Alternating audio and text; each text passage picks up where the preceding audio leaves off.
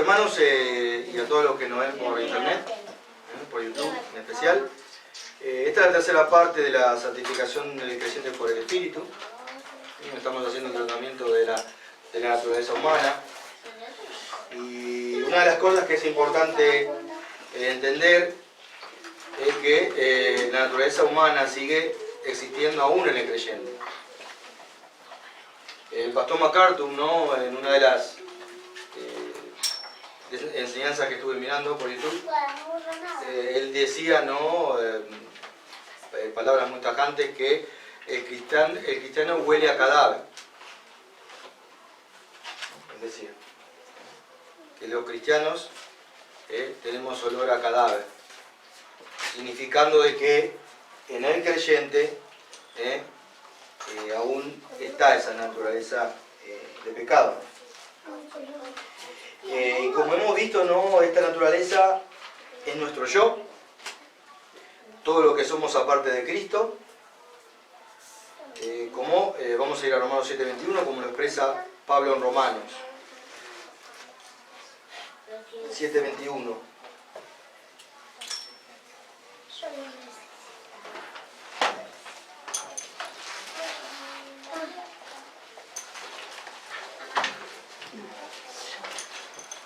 Acá deja bien claro el apóstol, ¿no?, de que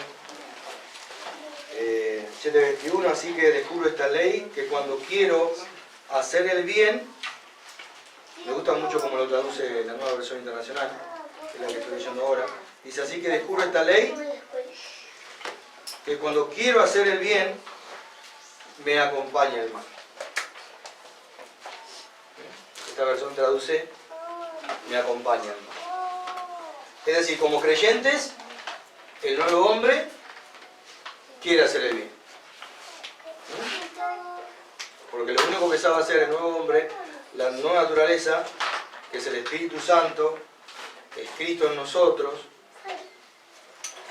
quiere hacer el bien. Pero encuentra una imposibilidad, alguien que acompañe.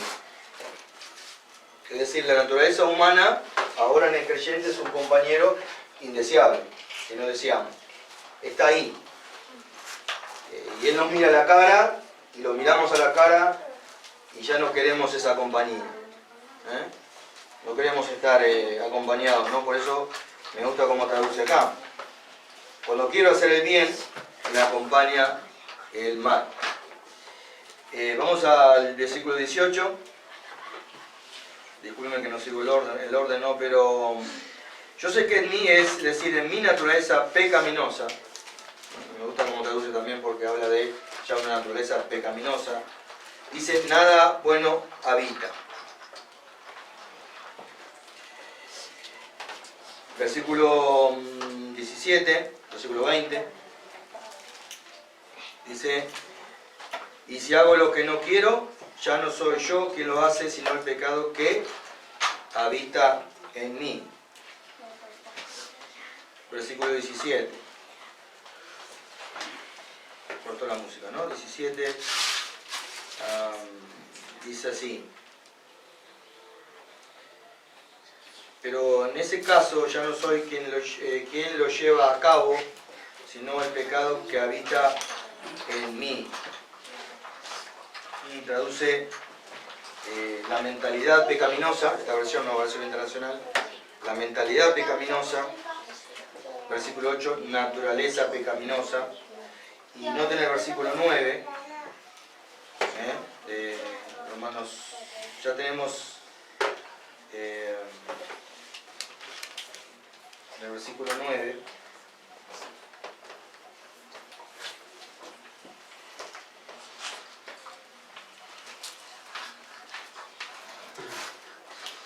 Bueno, habla de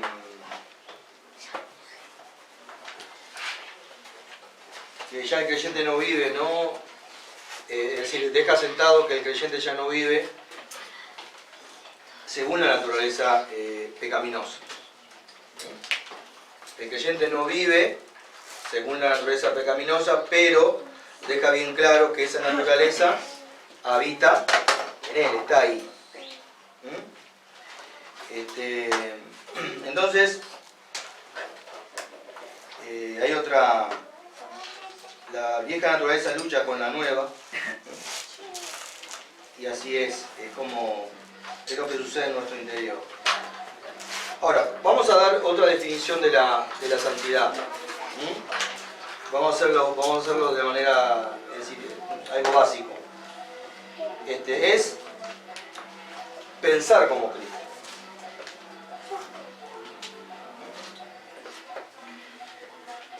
Eso es la santificación. La definimos así, es pensar como Cristo. Seguimos a Cristo, es decir, es estampada en nosotros, la santidad es que es estampada en nosotros la personalidad de Cristo. Ahí podemos definir, ¿no?, la santidad. Pensamos como Cristo, vivimos como Cristo. Cristo es el modelo. Eso es santificación. Para verlo de manera sencilla. Cristo es el modelo de vida, como dijo nuestro hermano el domingo pasado. Cristo es el ejemplo de vida. Vivir en Cristo. Eso es que la persona es una persona que está realmente siendo santificada. Romanos 7:5. Dice, mientras estamos en la carne, notan que dice, mientras estábamos en la carne, el apóstol Pablo está, ¿no?, es decir, dejando en claro que el cristiano, el verdadero cristiano ya no vive según la carne o según la naturaleza de pecado. Esa naturaleza de pecado aún vive en él, pero el creyente no vive según esa naturaleza. ¿No? Dice 7:5, mientras estábamos en la carne, las pasiones pecaminosas que eran por la ley, dice mientras estábamos. ¿Dónde estamos ahora? Se supone. Se supone que estamos viviendo ahora en Cristo. Estábamos en la carne y ahora estamos en Cristo. Cristo en nosotros, el Espíritu en nosotros, la nueva naturaleza. Estamos viviendo en esa nueva naturaleza. Pero no quita que la antigua naturaleza, que es de pecado, habita aún en nosotros. Y fíjense que es interesante porque dice que las pasiones pecaminosas, o la naturaleza humana, dice que eran por la ley. ¿Por qué está diciendo que eran por la ley? Bueno, antes de la ley existía el pecado. Pero venida la ley, uno de los propósitos de la ley es que toma el pecado que estaba como escondido, lo amplifica, para que se mostrara lo dañino y lo malo que es el pecado. Eso es uno de los propósitos de la ley. Podríamos decir el propósito fundamental de la ley. Y a través de la ley, la ley vino a ser nuestro ayo, nuestro tutor, entretenía al hombre, la ley entretenía al hombre ahí, pero a su vez el pecado se amplificó, se hizo verdaderamente pecaminoso. Era necesario que el pecado se saliera, es como que el pecado estaba escondido, obraba, ¿no?, en tinieblas, y la ley lo saca y lo amplifica para que se viera que el pecado, lo terrible que es el pecado. Y cuando el pecado ve la ley, por ejemplo, nosotros a un niño le decimos, no quiero que pases esta línea. ¿Qué despierta eso en el niño? El deseo de cruzar esa línea. El hecho de que haya una prohibición amplifica en la naturaleza humana del hombre el querer hacer. Hay algo, hay un instinto, hay algo está ahí, que se despierta. Y eso es para que realmente el pecado se muestre verdaderamente pecaminoso, terrible, de lo que es para hacer. Es decir, lo que hace la ley es desenmascarar el pecado para ver lo terrible que es. Y dice que, bueno, miremos en ese versículo 7:5, lo sigo leyendo. Que eran por la ley, obraban en nuestros miembros, llevando fruto para muerte. No estaba la ley, existía el pecado, pero el pecado estaba, ¿no?, como dormido. Ahí estaba, pero ahora el pecado no, la ley lo saca a flote, lo levanta para que se muestre el pecado realmente como es. La ley es santa y es pura. La ley de Dios, cuidado con esto, ¿no?, porque podemos pensar todo lo contrario. La ley es santa y es pura. Y cumple ese propósito. Bueno, vamos a... Bueno, esto va de repente a causar algunos revuelos. ¿Alguna vez escucharon del pecado original?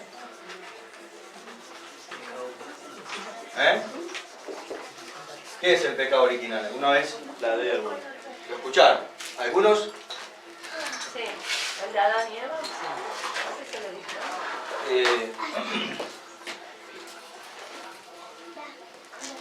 Alguno enseguida va a objetar, va a decir, no, es decir, se va a escandalizar cuando escucha pecado original. ¿Por qué? Porque hay organizaciones cristianas que dicen, no, sacan un pasaje bíblico que dice, bueno, no, o sea, el pecado de Adán fue de Adán, lo cometió él y no tuvimos nada que ver. Entonces sacan un pasaje bíblico para algunas denominaciones famosísimos donde dice, el padre no llevará el pecado del hijo y el hijo llevará el pecado del padre. O sea que pecado original no existe. Ahora, la pregunta es, ¿dónde es que nace, dónde se origina la vieja naturaleza? Tiene un origen. La naturaleza pecaminosa. Se origina en el Edén. Vamos a Romanos 5:12. Por favor, ya que diste la respuesta a Romanos 5:12, ahí se origina. Por ejemplo, yo tengo 45 años. Vamos a hablarlo de esta manera. Yo tengo 45 años.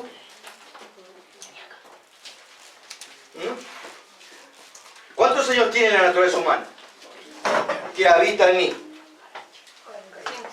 ¿45? ¿No tiene 45? La naturaleza humana tiene cientos de miles de años. Es una naturaleza humana. No aparece en Fidel cuando Fidel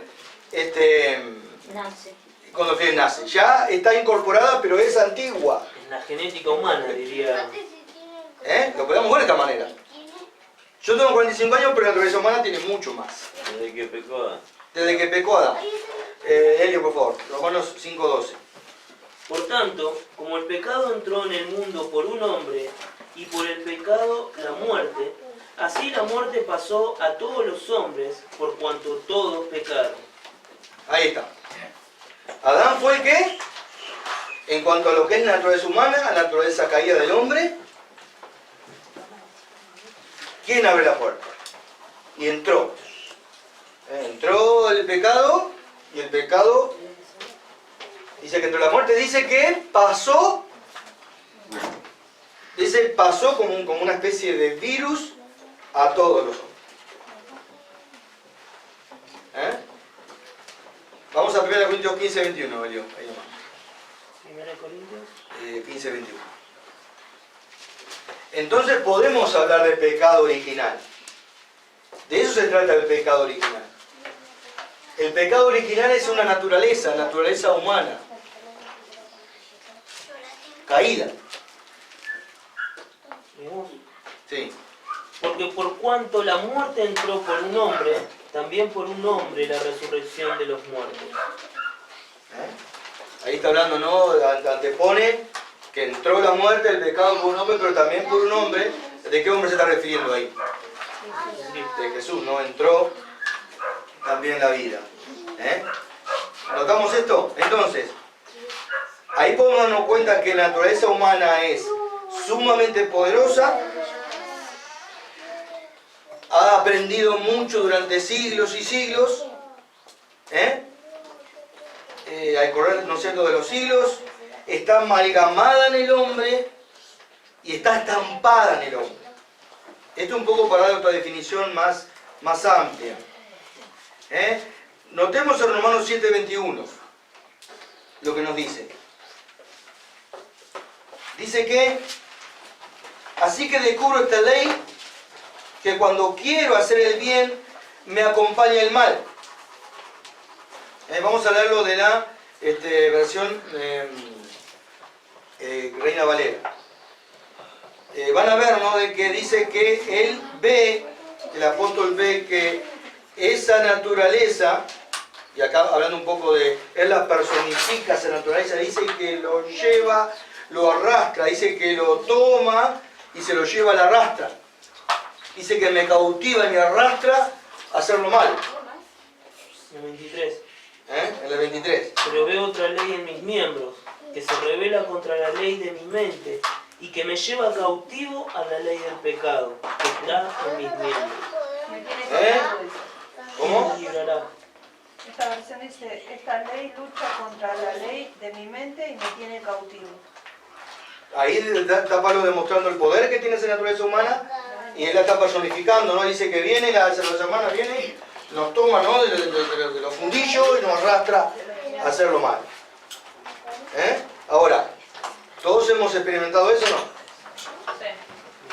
¿Todos hemos experimentado esos tirones, ¿no?, de esa naturaleza, sí o no? Bueno, si alguien me dice que no. Bueno, hay quienes dicen eso, ¿no? Hay quienes dicen que no, ya no. Ellos creen que una vez que están en Cristo, que han sido bautizados, ya están santificados, no hay ninguna naturaleza humana que te arrastre al pecado. Esto era una experiencia del apóstol Pablo, y ya lo único que hay que hacer es caminar, no en el sendero que Dios nos marcó, si la naturaleza pecaminosa te lo permite. Él dice, Pablo, no, que había un compañero. Dice, quiero hacer el bien, pero encuentro un compañero que me arrastra a hacer lo que no debo hacer. Bueno, es una experiencia no del creyente. Por eso en el versículo 24 le exclama, ¿no? En el Romanos 7:24 dice, ¿quién me librará? Es cuando ve, él está haciendo un análisis retrospectivo. Él se está analizando interiormente y está viendo esa ley ahí. ¿La vemos nosotros? Soy un pobre miserable, dice, ¿quién me librará de este cuerpo mortal? Él se encuentra, ¿no?, en esa situación y él se encuentra y se siente miserable. Y así nos sentimos nosotros también, en esa condición. Y es obvio que él no puede. ¿Quién me librará? Dice él, porque él no puede. No podemos librarnos de nuestro propio yo. No podemos librarnos de la naturaleza humana que somos nosotros mismos. Por eso dice, yo estoy vendido al pecado. En su naturaleza fidel está vendido al pecado sin remedio alguno. Algo lo tiene que liberar, alguien lo tiene que liberar. No puedo liberarme yo solo. Vamos a Salmo 51, 1 al 7 al 10. Que esto concuerda con Romanos 7. El Salmo 51 concuerda con Romanos 7. Porque el salmista no se ve en su condición. Hace lo mismo que en este caso hace Pablo, ¿no? Él se mira y él ve su condición. Vamos a volver a leerlo. Él ve su condición pecadora y le pide a Dios que le dé un corazón nuevo. La tenía clara David, ¿no? ¿Eh? ¿La tenía clara o no? David la tenía clara. Él ve su condición. Quizás aquí esté recordando lo que él hizo a... ¿cómo era el nombre de este hombre que él lo mandó a Urias? Quizás cuando él, por supuesto que ese pensamiento en su corazón estuvo hasta el día que murió, ¿no es cierto? Como una especie de castigo. Y puede que él esté recordando acá eso. La porquería que fui, o la porquería que soy. Al haber mandado un hombre tan fiel, tan bueno, como Urias, ¿no? A que muriera. Y ahí exclama. Bueno, ese es el sentimiento, es la expresión que todo cristiano tenemos que hacer constantemente. Señor, necesito ser renovado cada día por tu Espíritu. Como decía el pastor MacArthur en una oportunidad, no queremos dejar de pecar. El creyente ya se siente incómodo con el pecado. No quiere pecar, quiere ser liberado. Porque esa naturaleza, es decir, el hecho de experimentar esa nueva naturaleza en uno, que es la santidad, lo hermoso que es la santidad. ¿Han pensado alguna vez en eso? Vivimos en un mundo para nada santo, ¿no? Pero el hecho, no sé si ustedes piensan en esto, pero la santidad es tener un corazón sin doblez, sinceridad, estar limpio, ¿no? Bueno, empecemos ahora a analizar un poquito lo que son las obras de la naturaleza pecadora. Bueno, que no tiene poder, Salmo 51, del 1 al 7, y vamos a leer hasta el 10, del 7 al 10. Sí.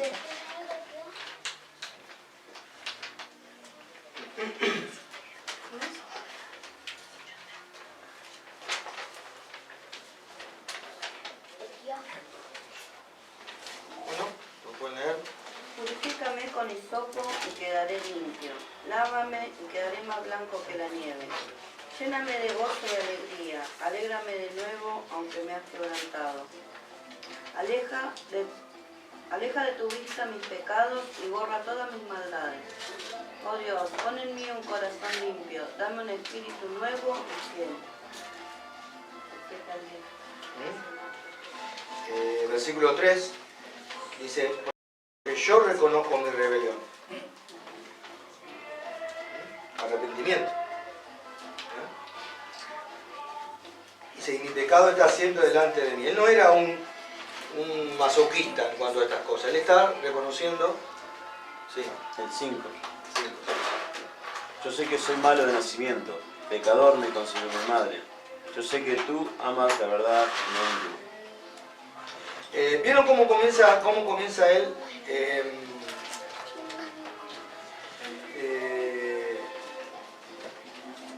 No sé en qué versión, yo estoy en la Reina Valera, ¿no? Pero dice, él le pide al Señor. Notan, ¿no? Bueno, eso lo dejamos claro. Notan que nos está diciendo: Señor, hace un cambio en mí, una renovación de mi corazón.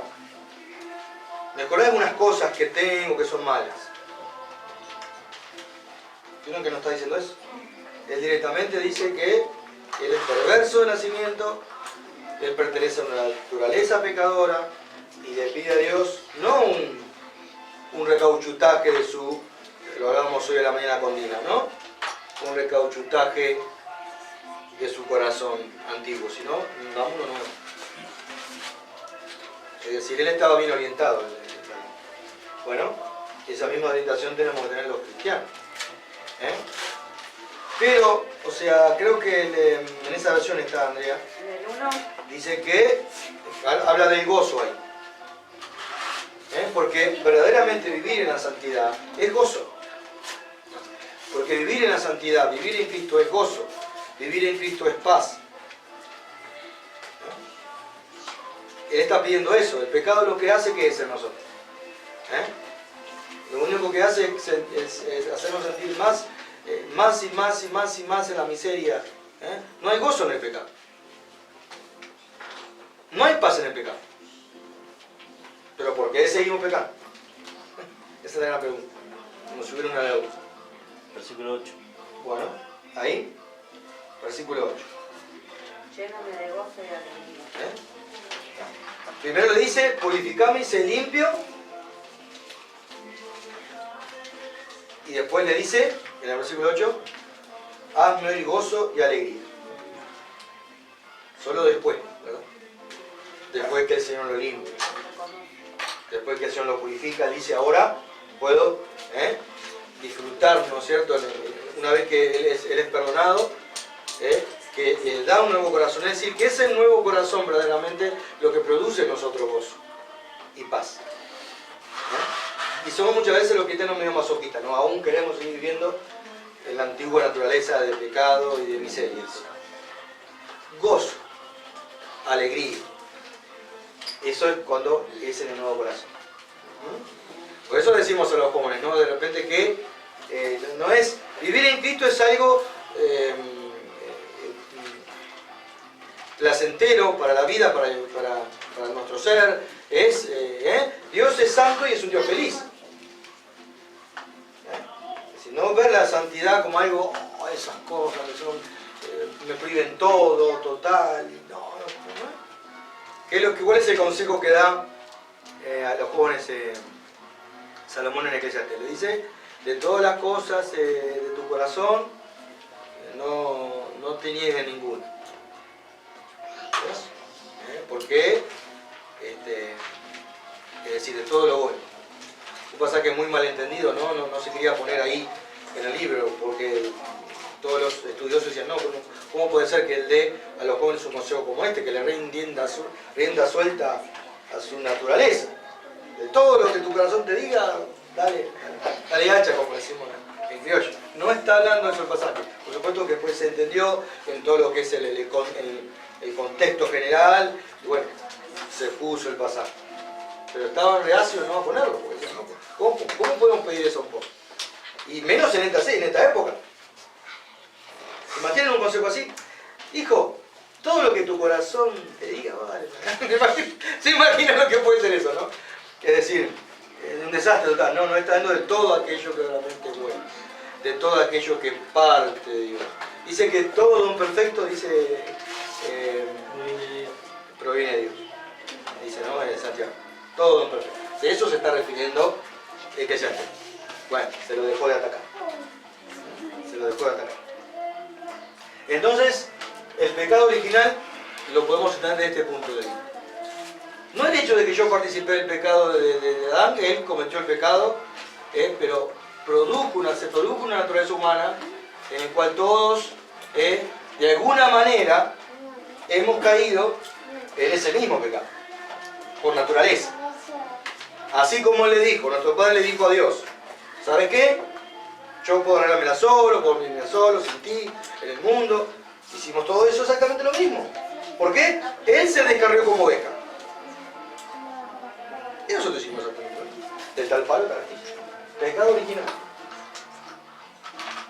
No es para escandalizarse, es decir, el análisis que hace, quien hace este análisis es San Agustín. Y estamos totalmente de acuerdo, ¿o no? El pecado original es real, existe.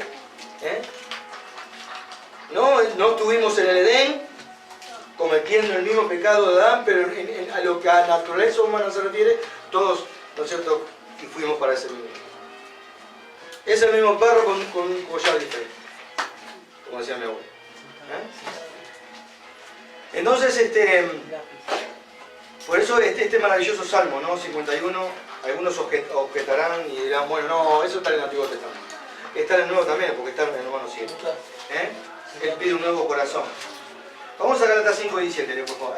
Marcela, por favor. Entonces la vieja naturaleza la conservamos hasta el fin. Ahí está, el compañero. Un compañero que ya es indeseable. No lo deseamos. No lo queremos ya.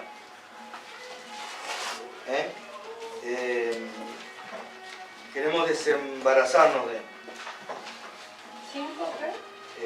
5:17.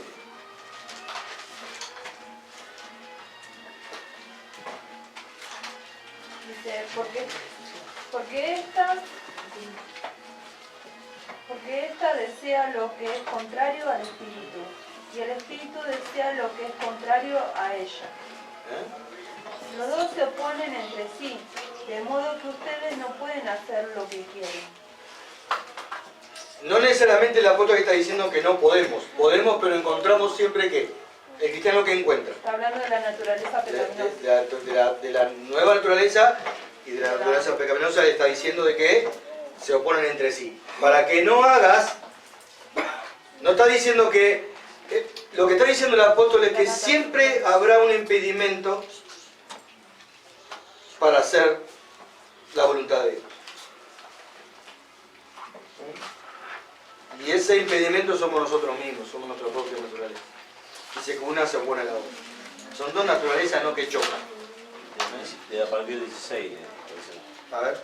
Así que les digo, vivan por el Espíritu y no sigan los deseos de la naturaleza pecaminosa. Porque ésta desea lo que es contrario al Espíritu y el Espíritu desea lo que es contrario a ella. Las dos se oponen entre sí de modo que ustedes no pueden hacer lo que quieren. Eso es no podemos hacer lo que queremos. Podemos entenderlo de que siempre hay un impedimento para hacer la voluntad del Señor en nosotros. Que lo sentimos. Puede que en este mismo instante nos cueste concentrarnos en lo que estamos estudiando. Y que tengamos que, hay un impedimento y, sea porque me acosté tarde anoche, sea porque fuera, porque está girando. Bueno, vamos a definir las obras de la naturaleza humana. Son terroríficas, ¿no? Son terroríficas. Las obras. Entonces, todos sentimos esa incapacidad. Vamos a Colosenses 3:5. Andrea, ¿puedes leer? Colosenses 3:5.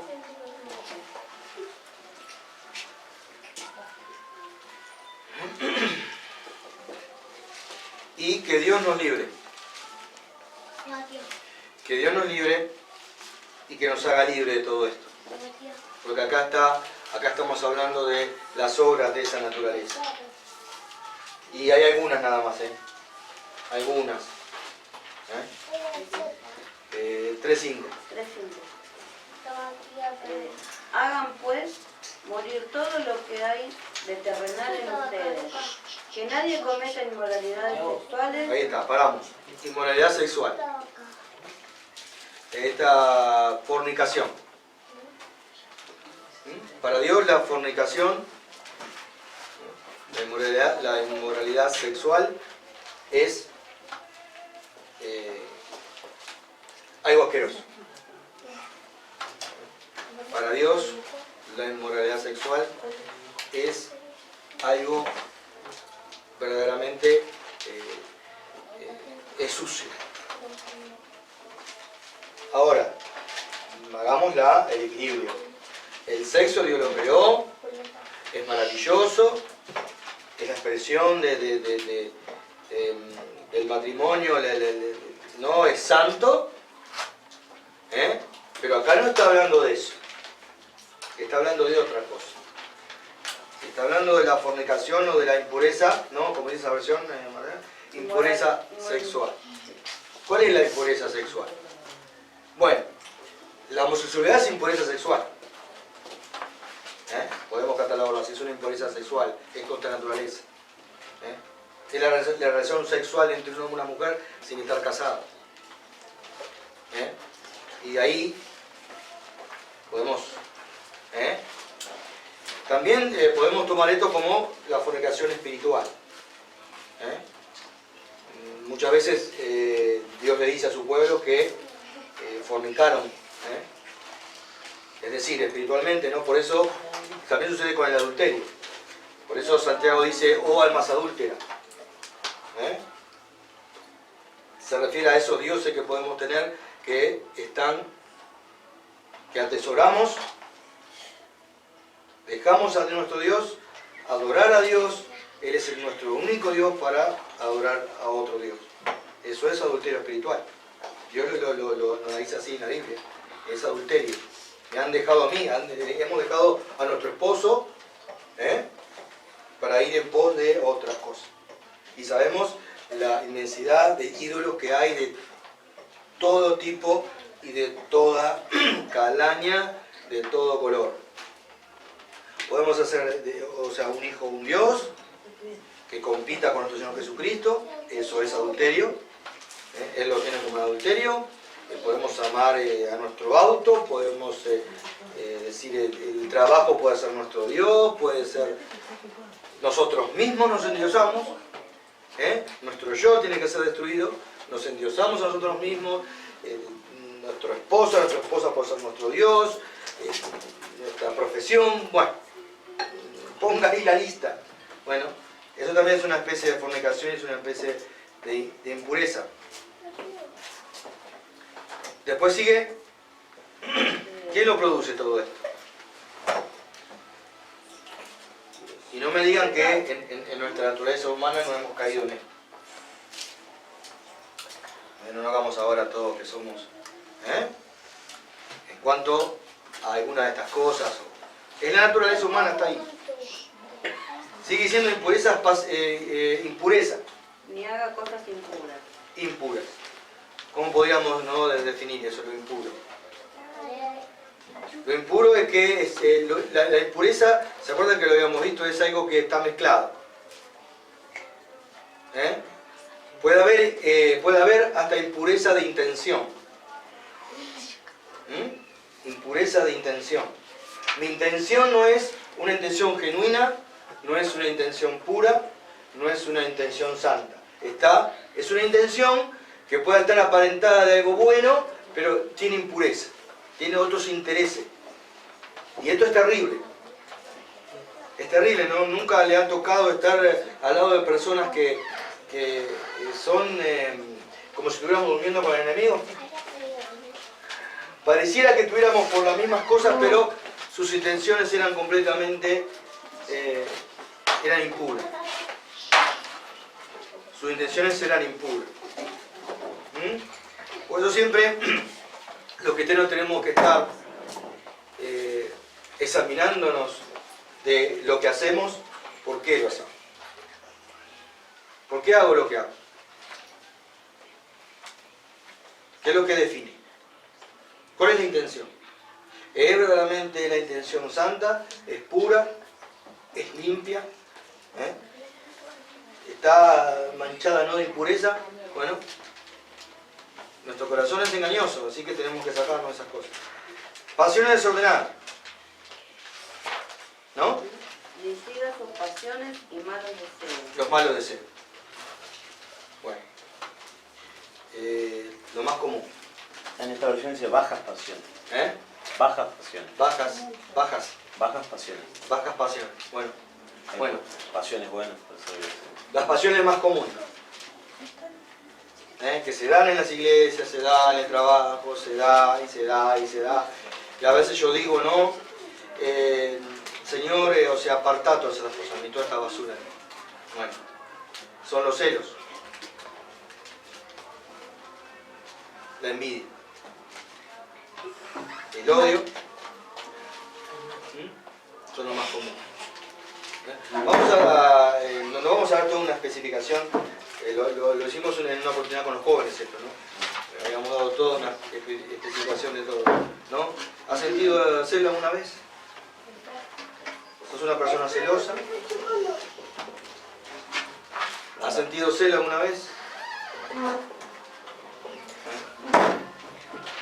¿Envidia? No me agachen la cabeza, Levanten la cabeza. Seamos como David. Levantemos la cabeza en alto. Levantemos la cabeza en alto. Ahora hemos sido liberados de todo eso. Y a veces cuando eso quiere aparecer ahí, hay algo que lo repudia, hay algo que nos golpeamos nuestros pechos y decimos, esto no quiero esto. No quiero vivir de esta manera ni que parezca nada. Quiero ser libre. Eso es lo que produce la nueva naturaleza. Y ahí es donde viene realmente el gozo, la libertad que Cristo nos vino a dar, la vida en abundancia que habló nuestro hermano. ¿Queremos vivir en abundancia? Bueno, la vida en abundancia implica tener desechado otras cosas. El odio. Y hemos experimentado, ¿no? Eso. En muchos aspectos, en nuestro peregrinar cristiano, ¿no? Odio.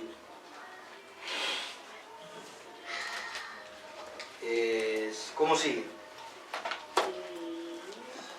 Dice, hay que llevar por la avaricia, que es una forma de idolatría. Bueno, la avaricia. La avaricia. Ganamos el pan con nuestro sudor y todo lo demás y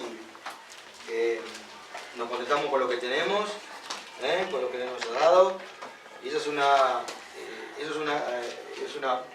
muy buena forma de vivir.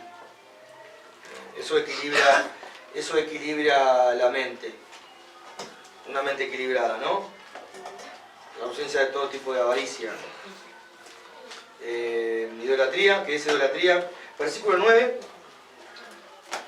Habla de la ira. Dejen de mentir. La mentira. La mentira. Debemos hablar la verdad. Aunque no, la verdad en este mundo no es muy bien recibida. No es muy bien recibida. Yo estoy constantemente, no, en una lucha constante en cuanto a la verdad, en cuanto a mis clientes. Voy y les digo la verdad, mire, esto es así. Y saltan como, pareciera no como que les gusta la mentira. Molesta. No están acostumbrados a que se les mienta. Yo, en cuanto a la verdad, no me inmuto, no digo, esto no va a funcionar. No va a funcionar. Ah, pero ustedes, no sé, no va a funcionar. ¿Usted lo quiere hacer? Yo le digo que esto no va a funcionar. Nunca ha funcionado y nunca ha funcionado. Ah, pero ustedes, no sé, y estoy constantemente en una lucha con la verdad. Como cuando le vendí el celular a Brian, ¿no? Cuando estaba en condiciones de agarrar cualquier celular y que se le apareciera. Pero mira, le digo, yo vendo este celular. Este celular no tiene casi Android. Creo que no llega ni a un punto. El Android. No tiene mucha memoria interna. Es decir, no llega ni a 1 giga de memoria interna. ¿Sabes lo que significa eso? Significa que, por eso cuando vamos a comprar un celular, uno va aprendiendo esas cosas. Bueno, a ver cuánto tiene memoria interna. Es importante porque la memoria interna implica de que vos podés descargar todas las aplicaciones que quieras descargar. Es lo que pasa en el celular. Si puedo cargar ciertas aplicaciones hasta donde me va la memoria interna. Porque lo que chupa todas las aplicaciones es la memoria interna. No la memoria externa que uno le ponga. La memoria interna, por eso yo tengo en este teléfono 8 y me comió 4 solo de aplicaciones. O algo así. Bueno, pero no deja de ser un teléfono. Pero mirá que tiene estas condiciones. No vas a poder descargarle todas las aplicaciones del mundo. Vas a poder descargar aplicaciones. Pero a veces vas a tener que optar en quitar una aplicación para poder poner otra. Porque no tiene memoria interna. Y el Android es bajo. Un celular de gama es 4.2 y todo ese tipo de cosas. La verdad. Cuando uno va a vender un auto, vende el auto y no es un truano. Pero nunca te dice. Mirá, este auto, bueno, eso corresponde al cristiano. Nunca te dice. A nadie más. Cristiano, El otro siempre corresponde al cristiano. El cristiano, bueno, vende el auto. Perfecto, yo quiero vender el auto. Pero mirá que este auto tiene este problema, tiene por eso el precio. Bueno, véndelo. Entonces, ¿qué sucede después? Esa persona se va y se siente engañada. Tu testimonio queda por el piso. Después te mira, no te dice nada, pero él no, vos le dijiste todo. Las cosas empezaron a fallar, pero vos se le dejaste claro, el precio y todo lo demás. Es como, fui a comer en un restaurante, ¿no? Ahí En Maraca Vegano, uno ahí que está en natación. Plato del día. Muy bien. Plato del día. Arroz con pollo. Arroz. El pollo estaba petrificado. Lo llamé a la. Le digo, esto, digo, me serviste es un dinosaurio.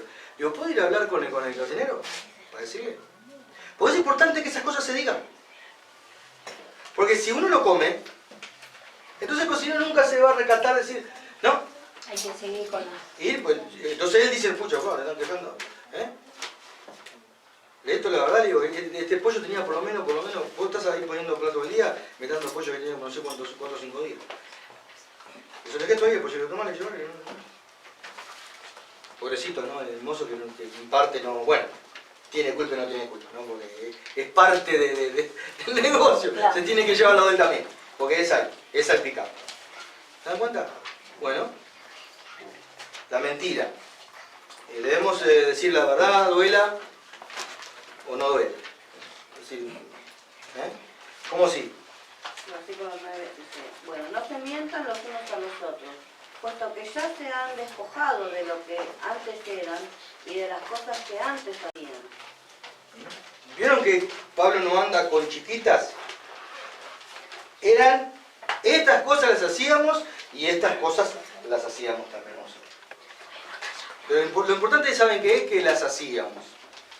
Y él deja bien claro una cosa, ¿no? Que el cristiano ya no vive de esta manera. Él está hablando del cristiano que él pone como asentado lo que éramos, pero dice, no vivís ahora así, porque sos creyente. Ya no vivís así. Está la naturaleza pecadora, que cuando te distraes, ahí está. Es un poco, ¿no?, con lo que ocurrió hace unos años con una pareja famosa, ¿no?, de acróbatas, y hacían con animales, así, trucos con los animales, piruetas con los animales. Y ellos, bueno, habían criado desde bebito a 2 tigres preciosos, ¿no? Esos tigres que están en el zoológico, son blancos, ¿cómo se llaman? El tigre, no, pero el blanco, ¿también? Tigre de Bengala. No, ese es el albino. El albino. Una belleza. Aparte se ve que los peinaban, los tenían, que los crió de bebito. Un día estaban en el escenario. Algo despertó en el tigre, algo hizo un malabar, que el tigre le salta y lo agarró de la mano. Ya imagínense que era una bestia. Lo agarró de atrás, lo arrastró por todo el escenario. Y el documental cuenta de que el tigre no lo pudo agarrar bien del cuello. La pregunta es, ¿quién le enseñó al tigre a agarrar a su presa del cuello? Si él no estuvo en ningún... Ese fue el criado de bebito. ¿Qué podría salir mal? ¿Qué podría salir mal? Nada. Si yo, la mejor comida, el trato, era una belleza, todo.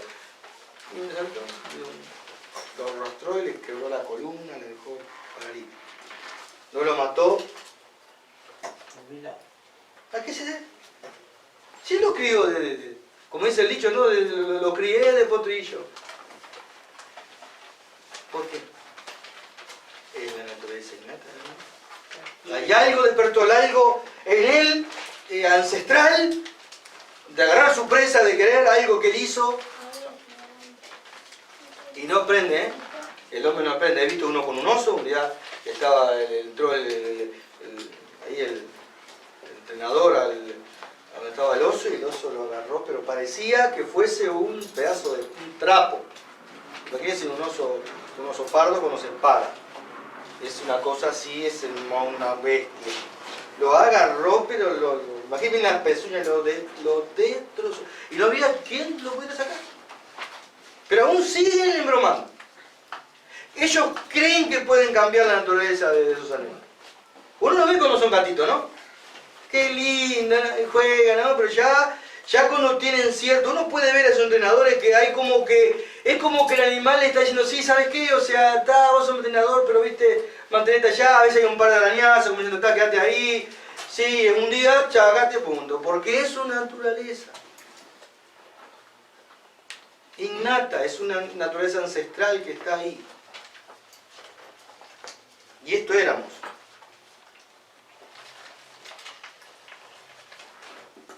Éramos. A veces yo muchas veces digo, a veces hablo de más, no necesariamente cosas malas, pero a veces digo, siempre caigo en eso, no tenía que haber, siempre una palabra de más, no puedo evitarlo, es algo que, y tengo que aprender, el Espíritu Santo tiene que, total, y no necesariamente algo mal. Esa palabra de más, está de más, pero siempre uno cae, uno se siente ahí apesadumbrado, ¿no? Bueno, palabra deshonesta, mentira, Gálatas 5:19, Andrea. Ahí habla del adulterio. La lascivia. ¿Qué es la lascivia? Lo lascivo.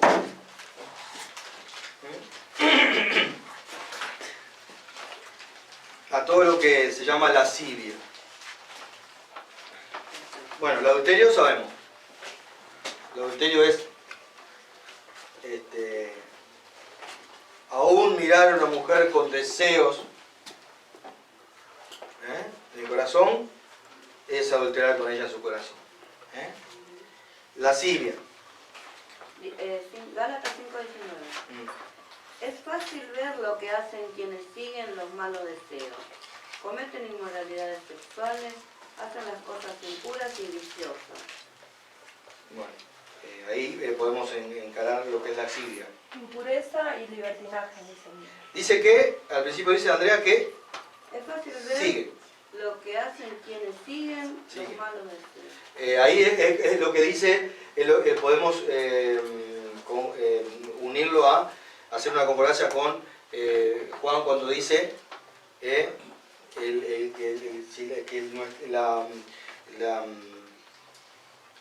¿cómo es que dice? La simiente mora en nosotros, no practicamos el pecado. Acá dice, ya cambia la palabra, dice los que siguen. Podemos decir los que practican. Uno está viendo eso. Por eso dice, es muy fácil ver. Uno observa y están en una práctica de estas cosas. La lascivia es todo deseo desenfrenado, de toda pasión desenfrenada. Un borracho es un lascivo. Un alcohólico es un lascivo. La lascivia de índole sexual. Que no puede ver a una mujer sin pensar en lo sexual. No puede ver a una mujer, o la mujer al hombre, no puede ver a esa mujer sin... ¿Se dan cuenta? Eso es lascivia. De todo tipo. El juego es lascivia.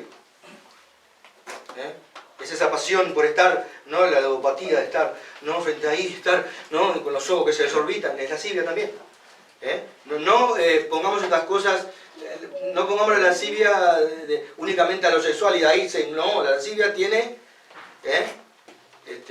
la lascivia es por ver, la lascivia también es querer ver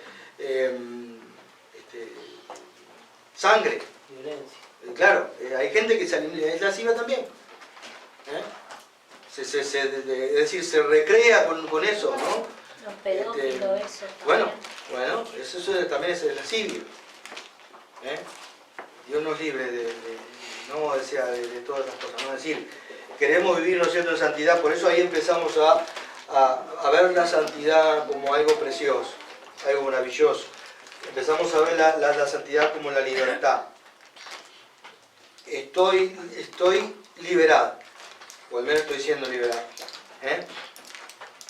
Después sigue diciendo un enojo. Sigue en el 20. Sí. Adoran ídolos y practican la brujería. Mantienen odios, discordias y celos. Se enojan fácilmente. Causan rivalidades, divisiones y partidismo. Bueno, Gálatas 5:19. Lo que está leyendo, bueno, hechicería. Hechicería, la hechicería. Hoy estamos viendo la hechicería constantemente. Hasta los dibujitos animados. Y aún dentro de la iglesia. Están llenos de hechicerías. Una vez se mira el dibujito, no me pasaba a mí, ¿no? Digo, qué lindo. Uno empieza a observar ya con más profundidad y escucha. Ya está metido, está todo de una manera tremenda. La hechicería. Y como hay algo dentro nuestro que Llámalo, justo llama. es decir, porque, ¿qué es eso? ¿Qué es esa como hay algo que nos empuja? Porque está la naturaleza humana deseosa de todas esas cosas. Por eso dice, hacer morir lo terrenal en vosotros. Hacer morir todas esas cosas. Es decir, vamos a ver cómo es el proceso ese de hacer morir. Cómo es que sucede en nosotros. Cómo vamos a concretar eso. ¿Cómo se concreta el hecho de que yo haga morir la hechicería en mí? Que la mate la hechicería. O mate los celos. O mate la envidia. La envidia aparece. A veces tenemos que golpear el pecho, ¿no? Por ciertas cosas que están ahí. Primera de Pedro 2.1. Acaba de hablar, ¿no? Hermana Nena, la voy a hacer participar. Primera de Pedro 2.1. El engaño. La hipocresía. Y vuelve, ¿no?, a nombrar Pedro la envidia. ¿Por qué crucificaron al Señor Jesucristo? Dice Juan. ¿Por qué lo crucificaron al Señor Jesucristo? Dice Juan. ¿Por qué lo crucificaron? Al Señor Jesucristo. Juan dice. ¿Qué sentían los religiosos de aquel día al Señor Jesucristo? Envidia. Dice, miren, ¿se acuerdan de un pasaje? Miren, todo el pueblo se va atrás de él. Envidia. Todo el pueblo se va atrás de él. Y uno puede ver, ¿no?, la santidad del apóstol, el apóstol Pablo, ¿no? Él siempre daba gracias por los hermanos. Eso carece totalmente, ¿no es cierto?, de los celos de envidia, no damos gracias. Tenemos que dar gracias por nuestros hermanos. Dar gracias por los dones que Dios le da a los hermanos, que pueden que sean más vistosos, o sea, que son los que saben más. Y a mí me ha tocado un don que es más más bajo perfil. Y damos gracias. Totalmente liberado el apóstol, ¿no?, de la envidia, del celebrar el nombre del Hijo. Es maravilloso vivir así, ¿o no? Es maravilloso vivir la envidia, los celos, todo eso, ¿no? ¿Qué dice el proverbio lo que hace la envidia? Dice que es carcoma, ¿no?, de los huesos. Nos enferma y todo eso. ¿Qué más dice? La hipocresía. La envidia. Yo miro un programa, ¿no?, que se llama de Canaletti, un periodista. ¿Cómo que se llama? Cámara de Crimen.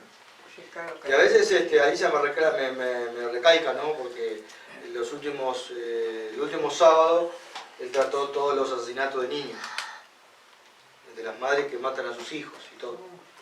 Y bueno, yo me pongo a mirar y dice, no mires eso, dejá de mirar, dice, estás ahí, estás alimentando tu mente con todas esas cosas, pero es decir, lo miro con una mente controlada porque yo necesito, por lo general el que enseña tiene que informarse, analizar todo. A veces tienen que meterse en la basura un poco para después sacar ahí, rescatar lo que sea, porque el que está enseñando se nutre de esas cosas, ¿entiendes? Y para ver y discernir, ¿no? Y uno ve la naturaleza humana. La naturaleza humana donde Satanás encuentra ¿qué? Encuentra en la naturaleza humana una caja de resonancia. Y el punto acá es tan terrible la naturaleza humana. Terrible, ¿no? Engaño, hipocresía, envidia, sigue. Vamos a tratar un día, vamos a estudiar la envidia en particular. Uno va a decir lo que es la envidia y lo terrible, ¿no? El propio Señor Jesucristo hace también en el 15-19, Andrea, por favor. ¿Quién lo leyó? Alicia, por favor, Mateo 15-19 para terminar.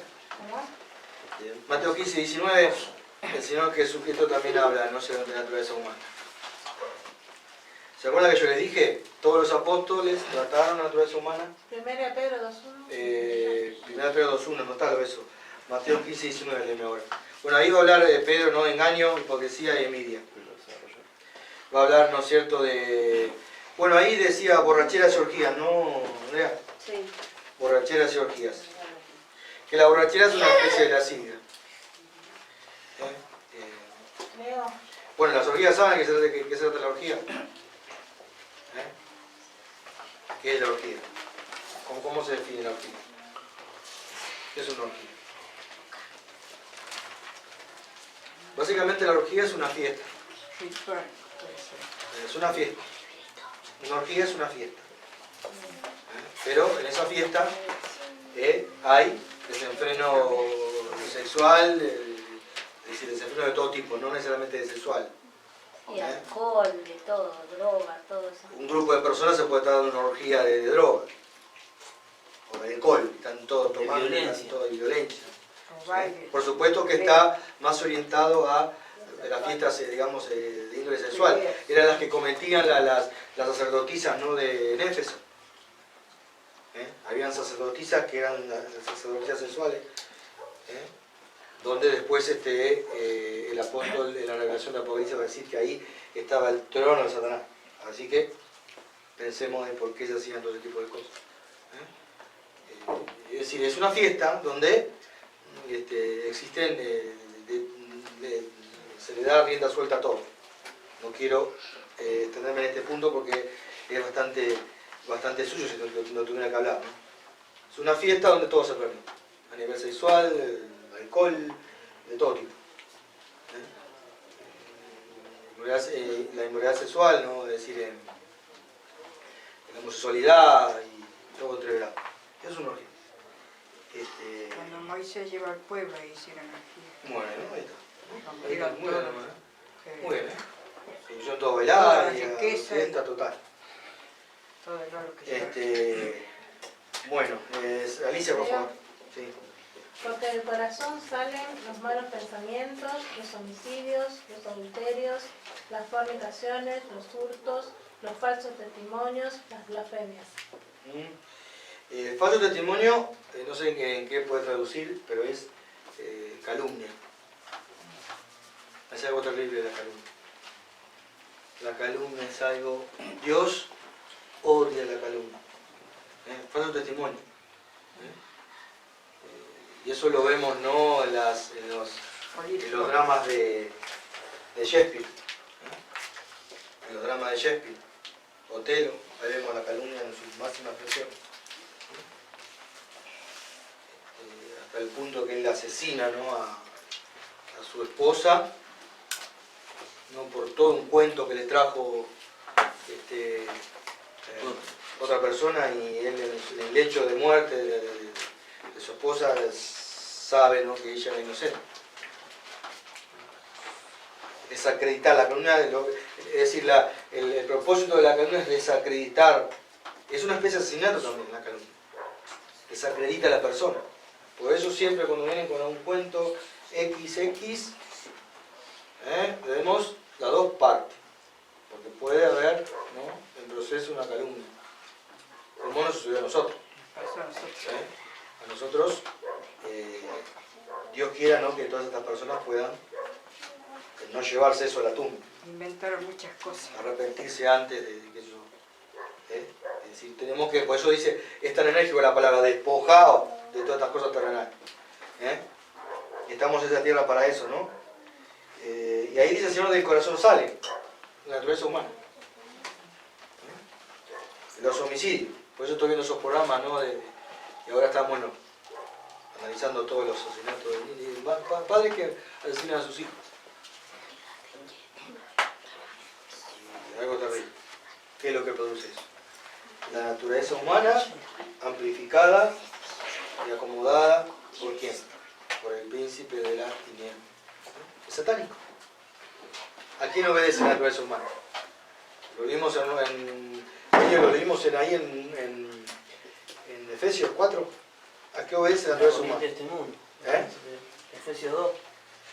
Él encuentra un aliado ahí. ¿Satanás qué encuentra en la naturaleza humana? Un aliado donde él pueda hacer su chanchada. No hay naturaleza humana, Satanás no puede hacer absolutamente nada.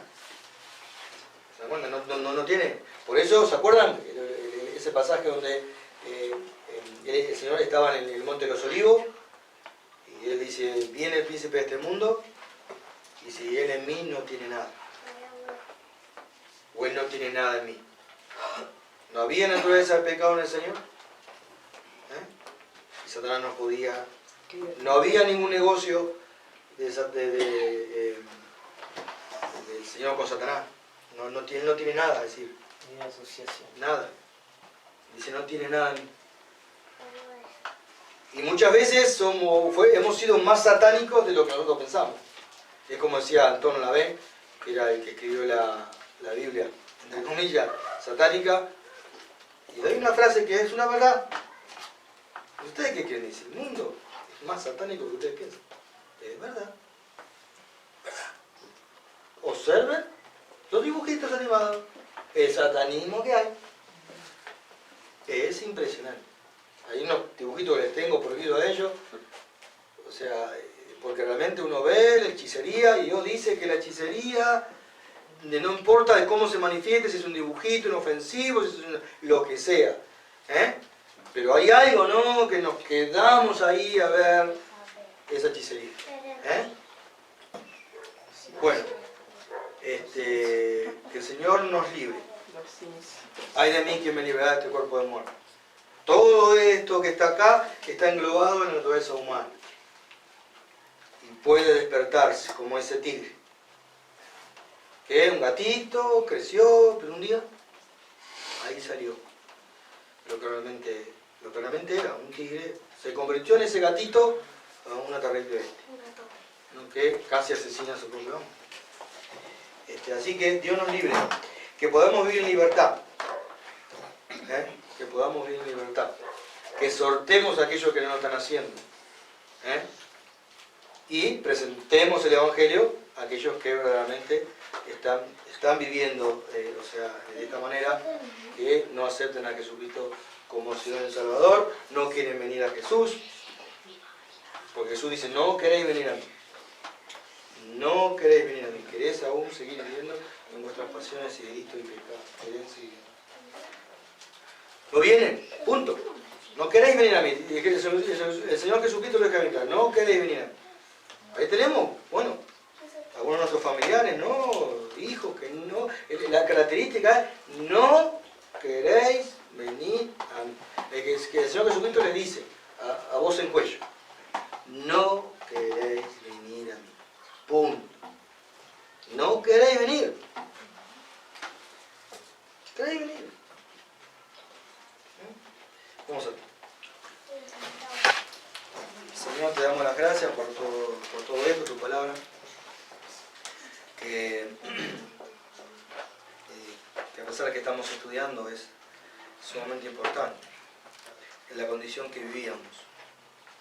Y hemos citado esta lista, Señor, de cosas horrendas en las cuales andábamos en nuestro tiempo.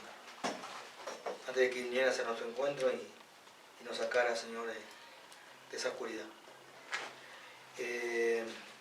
Sabemos que en nuestra nueva naturaleza, en la persona nueva que somos, no queremos más vivir de esta manera.